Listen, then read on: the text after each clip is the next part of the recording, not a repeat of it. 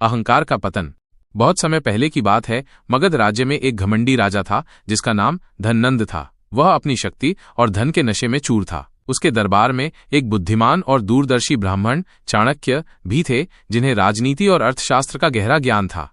एक बार पड़ोसी राज्य के राजा ने मगध पर आक्रमण करने की धमकी दी। धननंद को लगा कि उसकी विशाल सेना और असीमित धन उसे किसी भी खतरे से बचा लेंगे, इसलिए उसने चाणक्य की सलाह को नजरअंदाज कर दिया। चाणक्य ने उसे समझाया कि युद्ध केवल हथियारों से नहीं जीता जाता, बल्कि बुद्धि और रणनीति से भी जीता जाता है। उन्होंने सुझाव दिया कि राजा को अपने लोगों का विश्वास जीतना चाहिए और पड़ोसी राज्यों के साथ गठबंधन करना चाहिए। लेकिन धननंद ने चाणक्य का उपहास किया और उन्हें दरबार से अपमानित करके निकाल दिया। उसने कहा, तुम्हारे जैसे गरीब ब्राह्मण की मुझे क्या आवश्यकता? मेरी तलवार और मेरा खजाना ही मेरी असली ताकत है।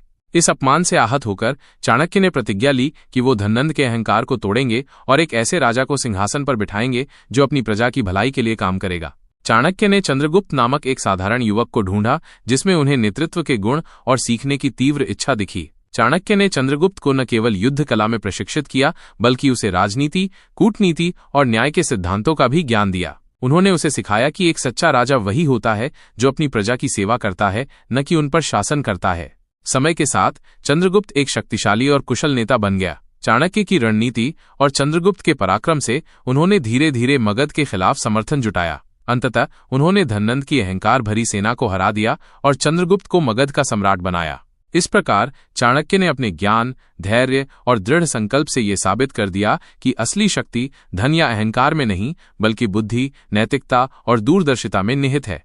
यह कहानी चाणक्य के इस महत्वपूर्ण ज्ञान को दर्शाती है कि अहंकार हमेशा पतन की ओर ले जाता है और सच्ची शक्ति विनम्रता, बुद्धि तथा लोक कल्याण में होती है।